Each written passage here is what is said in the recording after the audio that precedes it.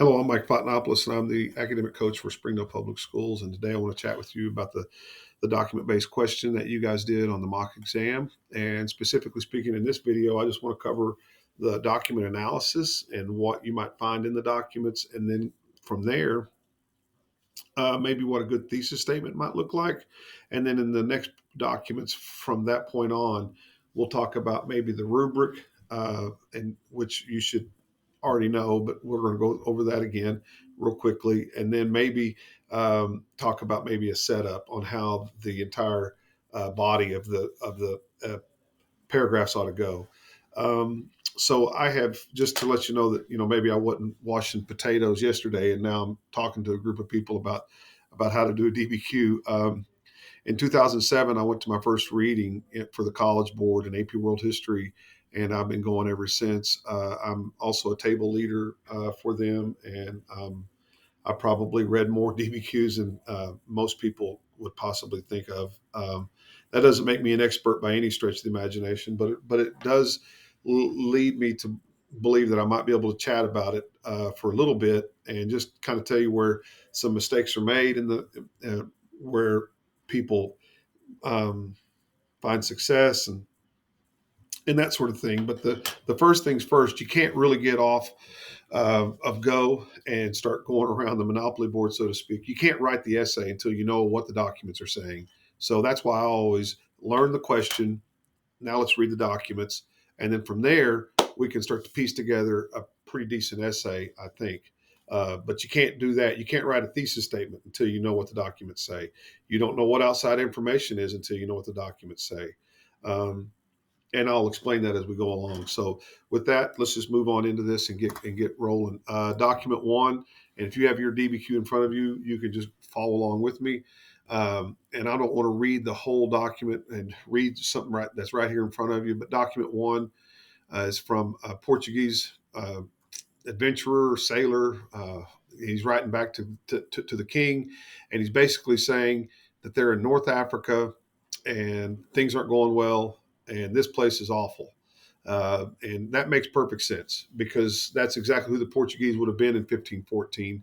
Um, and I wrote on here, basically, he's writing these letters back, or he's giving reports back, and this will finally make its way to Prince Henry the Navigator. And he was a Portuguese map maker, and he created the college there in Portugal that helped create that first European sailors university, if you will, that sent out explorers to explore the east coast of Africa or the west coast of Africa, rather, that's going to turn into east coast and finally get to India. I think probably all of this was put into motion because of Mansa Musa and the gold that he found or spent as he went on his famous Hajj, all that kind of stuff. But effectively, they just kept moving south. They abandoned that and they kept moving south. So to answer the question, and that's what we always want to do, we want to answer the question: uh, what did environment or the knowledge of environment affect imperial expansion? Well, in this case, it shifted it. They didn't know what was going on in North Africa. Once they found out, they started moving south. So that's the answer to that question. The effect is they leave it and they move south. There you go. Document two, we've got this person named Pasha, who is a grand vizier of the Ottoman Empire, and he's writing a letter to the Ottoman governor of Egypt.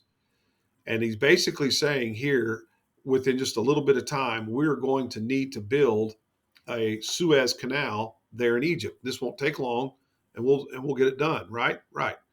And of course, it's wrong. And God willing, this canal will be completed quickly so that we can subdue the Portuguese in India. And again, this is speaking from a government's perspective of somebody who's angry at his arch rival, the Portuguese. This is from the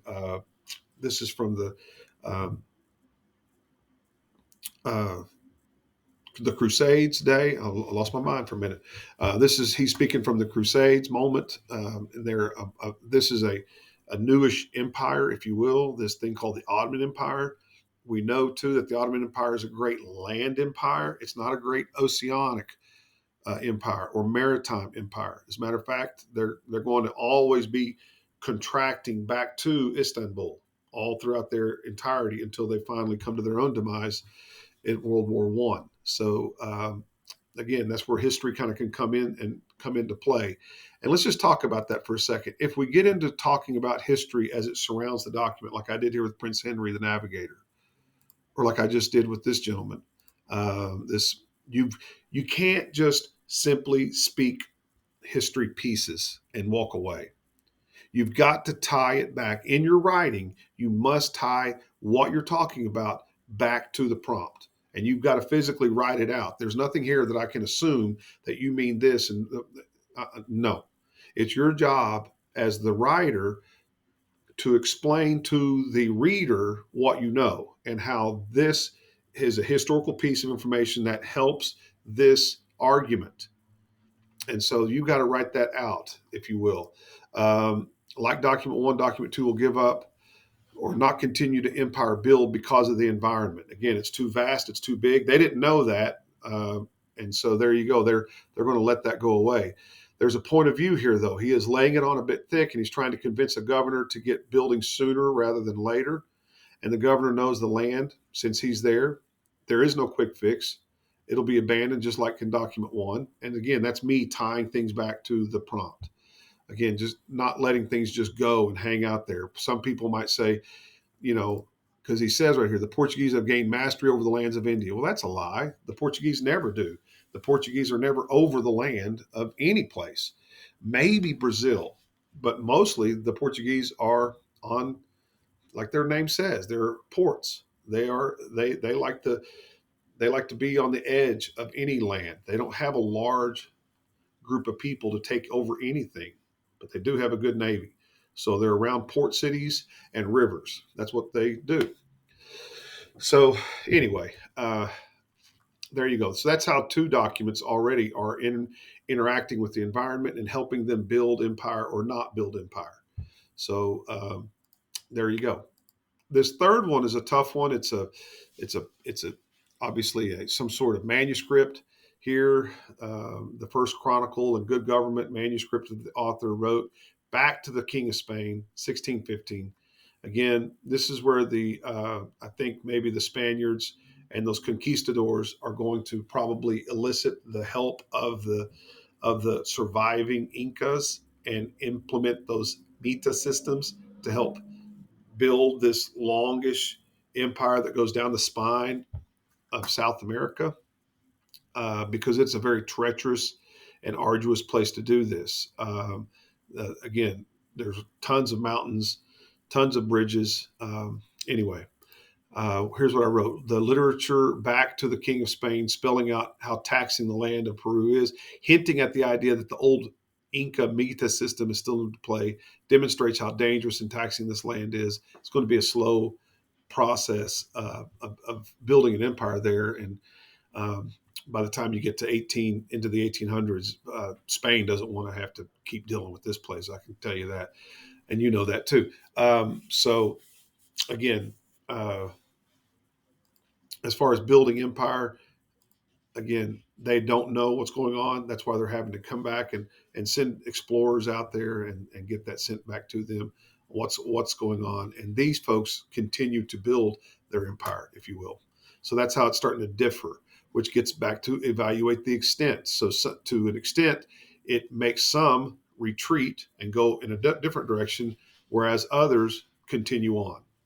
Now you're getting into the extent. Let's talk about that for just a quick second. Most of these questions over the past 5 years, 6 years on the DBQ they start off with and evaluate the extent of question. So we got to get that in our mind. Immediately, it's like the old AP US history questions that were always coming around year after year. They're asking you to compare. Here, they're asking you to compare the extent. So there's going to be some that fill in the blank. There's going to be some that do this, and there's going to be some that do that.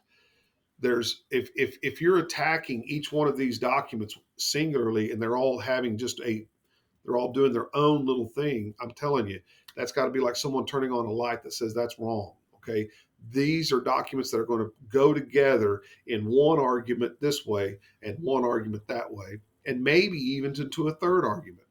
But you're comparing things. And here we're comparing so far how the environment has helped to grow or to stop empire building in one direction, or it didn't have an effect and they were just going to continue on anyway, which is what they do. Because again, the Spaniards are obsessed with their gold, their glory, their God, however you want to look at that in that regard. Okay, moving on. The next one is document 4. This is Pyotr Beketov, the Russian explorer in Siberia. And he's in Siberia. I mean, I can't think of a worse job in the world, but to be an explorer for Siberia in 1600. Wow, you have made someone mad. But anyway, that's another story for another day. Here he is. He's basically saying, I've traveled all these different places. I've made people pay tribute. You could talk about how that tribute piece is nothing more than just Mongols, which is what that is. That's an effect, a long effect of the Mongols. But again, that really doesn't pertain back to the environment and how that affects your imperial expansion. So it might not be very relevant in the sense of, that's a good history nugget thing, but it doesn't do anything for a rubric and gaining you a point. And that's another thing. Kids will sit there and give that little, if I call it Jeopardy moment or history nugget moment, and that's wonderful, but does it work back towards did you work it back towards the argument? Or does it fit the argument in some way? No. So there you go. So be careful with that. 1929, I wintered in the Lena River, spent the next spring, ice melted. I convinced many to accept your sovereignty. 1635, 1637, again, paying more tribute. I'm your loyal agent. Keep shedding my blood. I'm starved. I'm eating horse meat, grassroots, fur bark. If you don't mind, can I get a raise? That's what he's saying. So again, basically, here we see an emperor may not know what is out there, but the continuation of empire will grow. We know that because of Peter the Great, Catherine the Great. They're going to continue building empire like you've never seen before. And they certainly do. I think too, there's a POV here. If these emperors don't know what's out there, how do they know this guy is suffering? And again, this is something that some kids would bring up, and this is, so again, this feeds that thing of empire, and maybe this is just a hangover from the Mongols and how the Russians are just continuously distrustful of a lot of people because they were brought up by the Mongols, and maybe that leads them to where they're at today in our current news setting and their interactions with Ukraine. I don't know. So that's another thought for the day. But again, working all that stuff back to their knowledge of the environment affecting their imperial expansion. And again, they're just going to expand. And as you know, the Russians are going to expand into one of the largest land empires the world has ever seen, especially by the time you get to the beginning of World War One. Document 5. Here we see the governor of the Dutch of Malabar. It's a colony in southwestern India. He's written this introduction of the Garden of the Malabar. His name is Hendrik Reed. And he goes on to basically just say, man, this place is just loaded with all kinds of valuable plants and things that we can do. There's ponds, marshes, rivers. We got all this kind of stuff. This place is the most fertile place in the world. Again, I think he's probably laying that on a big thick so that he can get maybe some people to invest in his world, which of course he's trying to lure and create and help. He doesn't know it, but he's going to help create what is known as the Dutch East Indies Company. So there you go.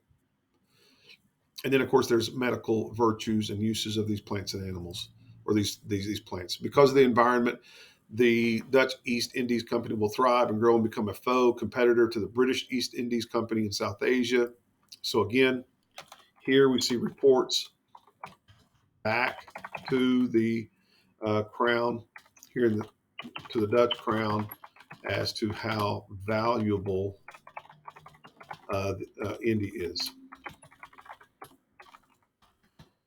And again, this is a great place for, as you know, the Dutch and the British are going to fight over India for quite some time, and finally the the British East Indies Company will take over.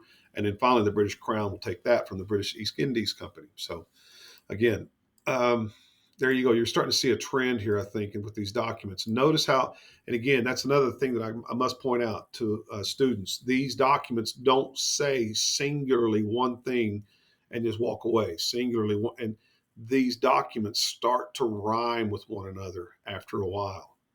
And you should be able to now kind of guess what documents 6 and 7, even if you haven't read 6 and 7, you can kind of guess that it's going to be an empire that's going to build and create and keep on going, no matter what they know about the environment, or I'm going to hear something and I'm going to retreat because of what I heard about the environment.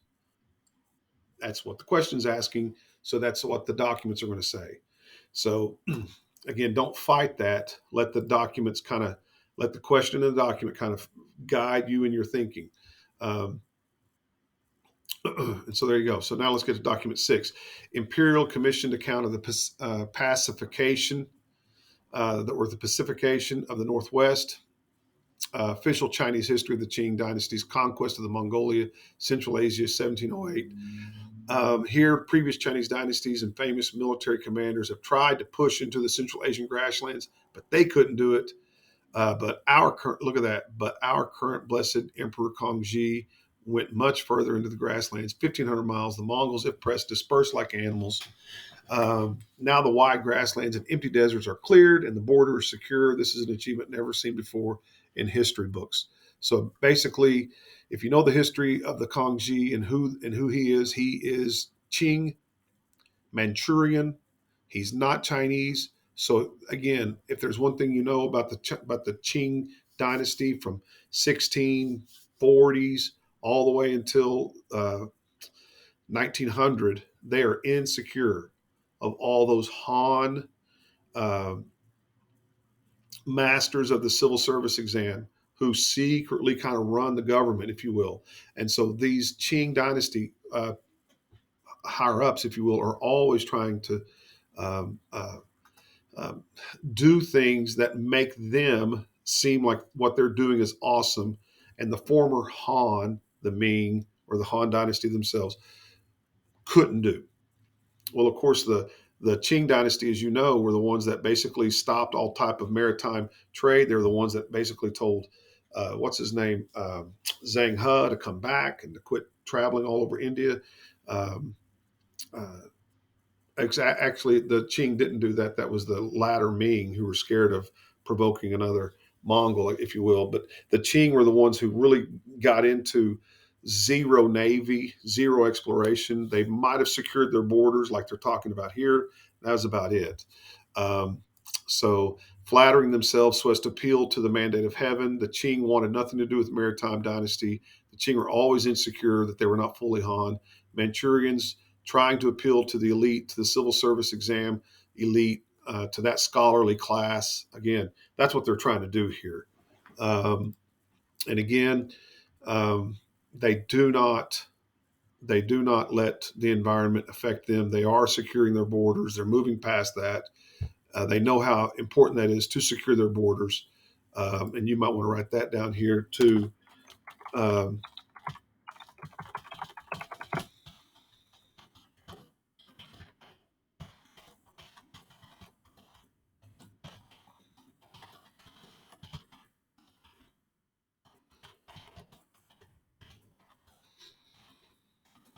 this was by securing these borders, this was I guess, an act of furthering the mandate of heaven,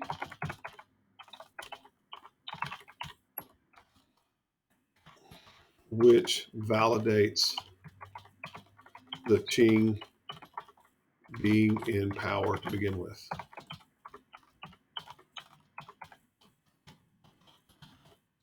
So there you go. A lot of stuff going on there. That's kind of a biggish document. But again, you got to know some Chinese history for that to really make sense to you, or you can just read it for how it is, and you would miss out on a ton of valuable historical stuff, historical intended audience.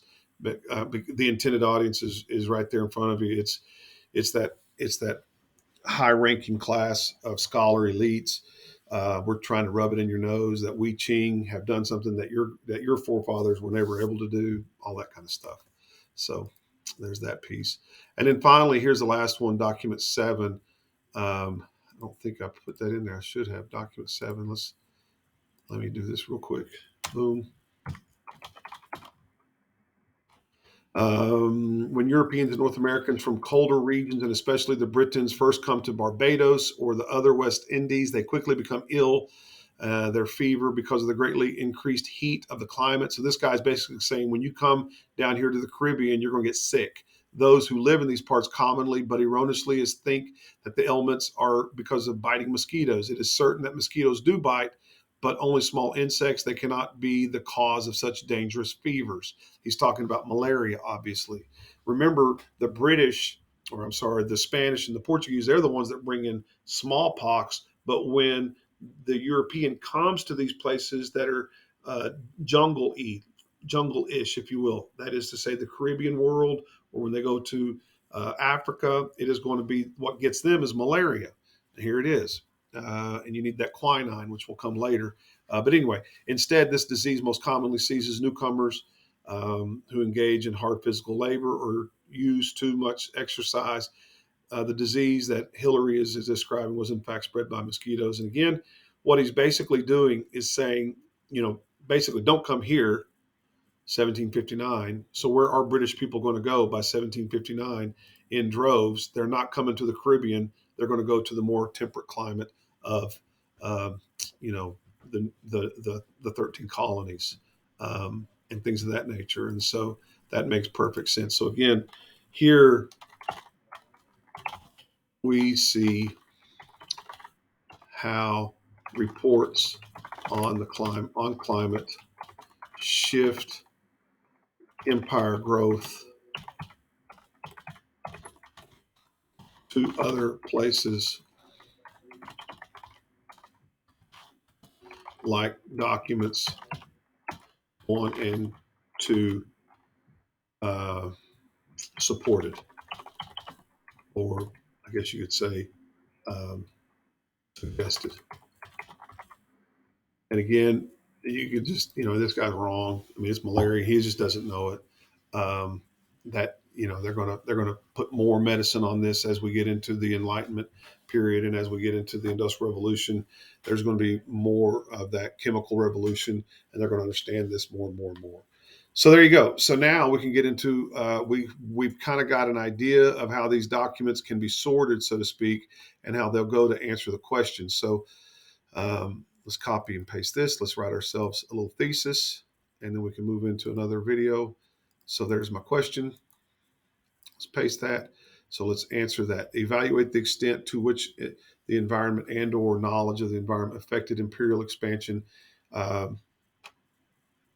Okay, although, and I start off with although because there's going to be a two-pronged effect here. Although there are some empires that would shift their growth because of environment,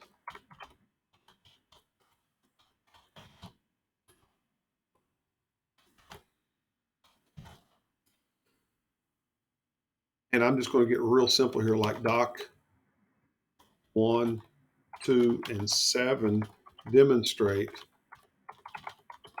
there will be more empires that will move deeper into uh, expansion and empire building, despite reports of the environment or how they are interacting with the environment.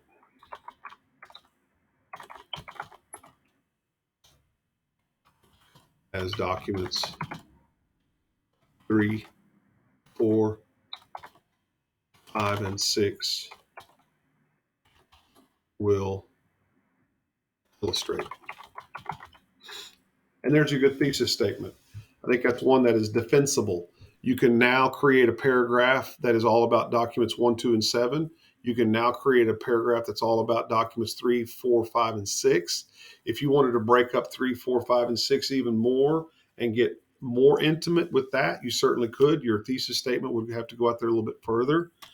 The next thing that I would probably do is to get into my contextualization moment. Notice how I can't write this thesis though until I'm done with all these documents and getting in there and reading them and understanding them. So the next thing that I would do is to put this imperial expansion from 1450 to 1750 into context. And then that's where you're fixing to get into why are we here. That's what the whole contextualization piece is. I love to use the word context because it tells the reader what I'm fixing to talk about, which is contextualization. So here comes my thesis statement point, and here comes my contextualization point. I'm going to do it in one paragraph, and I'm going to get 2 points right here in this one paragraph because I want to talk about why we're here. Why are we here in this world of exploration and expansion, and we're coming out of the dark ages, and we're starting to see uh, whatever you can go on there. And again, to get the contextualization point, you don't need to go into a retelling of like history for since the beginning of time. Just again, why are we here? Why are we exploring? Why are we empire building? And again, you can go into all different directions with gold, glory, God, the end of the dark ages, the beginning of the maritime ages, the fact that shipbuilding has become a big business now. We understand these lantine sails, and we've got these astrolabes, we've got these compasses, and we're getting the idea of country. Spain and Portugal certainly did that with their monotheistic ideas of Christianity and Catholicism, bringing them together. Again, you can talk about trying to bottle up the Mongols. I'm sorry, the Muslims, the Christians trying to bottle up the Muslims in the Middle East because of the Crusades, and let's just kind of wrap around them. You can get into that. So anyway, all kinds of things going on there. So hopefully this helps. This is where you start to build your good DBQ, and you've done your document analysis. You've seen in here through some hip moments, history, historical evidence, intended audience, purpose, POV. Um, Again, I think there's a lot of good things there that you can do. I didn't really hit on purpose. I see that a lot of kids try to just say the word purpose. The purpose of this document is, and they just kind of tell what the document said. I think maybe sometimes if you're trying to do purpose, let me say this. Let me give you this little piece of advice. I would start with the real purpose of this document is to, and then you can get into that. Now, because maybe the document says one thing, but what it's really trying to say is there's a subliminal message behind the document. And that's when you can get into the purpose of the document. And that's when it really starts to sizzle. And your reader will, oh man, this kid knows what he's doing. So that's another way to hit that. And there's a few of those throughout this one. I will say this, that a lot of kids are trying to invent a hip moment in some of these documents where there's just not one. And I would say that to my teachers, that out of 7 documents, there might be 4 kind of easy ones, 3 easy ones, 1 tougher one, and then there might be some ones you only have to do it twice in an essay. You only have to do it twice. So again, maybe have your students understand how to do 3 really good hip moments on out of 7 documents. I tell you, you're winning. You're winning. You're getting your points and you're moving on. And then somewhere in there, you got to get another piece of historical evidence outside of that whole thing. So anyway, there you go. Hopefully this helps. And until we see each other again, have a good day. Bye-bye.